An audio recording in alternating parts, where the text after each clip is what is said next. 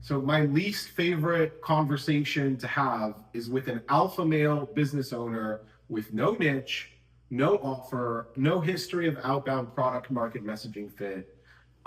Generic full service marketing agencies are very hard to scale. There are a lot of challenges, and the biggest one is the clients themselves often don't know what to do or which niche to pick.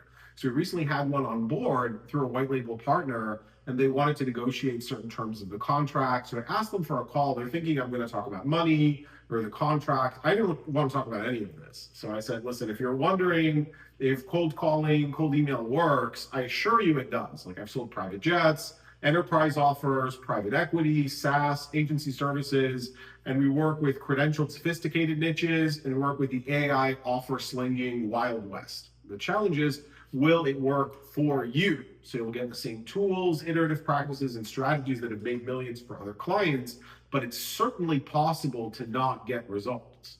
So the challenge that we have in front of us is to establish product market messaging fit. And here are a dozen examples of people I know personally that are doing really well financially that have done this. You can pick and choose from those. From there, here are the KPIs we are looking for. Those are going to point us in the right direction. Don't expect to get it right the first time unless you've done this before. For most of our startup clients or agency clients, it took 3 months of iteration and conversations before we really nailed it and had something that we felt comfortable scaling and adding volume.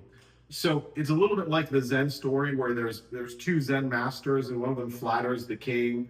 The other one tells it like it is, like, you're not close to being good at Zen, like, this is different. And the king wants to work with the one who's more honest. So they hired us, and then we have a meeting with the owner, and there's a tangible amount of resistance, which, believe me, I understand. I've been inadvertently triggering people with my colorful personality my whole life, so I don't mind. And I'm criticizing their baby, like, I get it. I'm telling him, like, this reads as a branding agency. And he's like, no, we are full service, we do everything. And I'm telling him, like, there's no revenue case studies, it's all creative brand work. You have a lot of terms that don't mean anything, like brand strategy. What does it mean? Nobody knows. And like, this is, by the way, it's the same thing Daniel Fazio told me. He's like, I have no idea what you guys do. Our website looks similar. Here's an example of a business in your niche that is making $8 million a year. You can copy them. You can just copy this format. And I give them other feedback. The issue that I have with ego is that we can forget to turn it off when we need to. And the conversations really shouldn't be about my credentials and revenue generated and experience. They should be completely about how to improve the customer journey. By the way, you can have an 8-figure business that's also fundamentally broken in their lead generation and sales process, sort of like an NFL player who's always getting hamstring tears.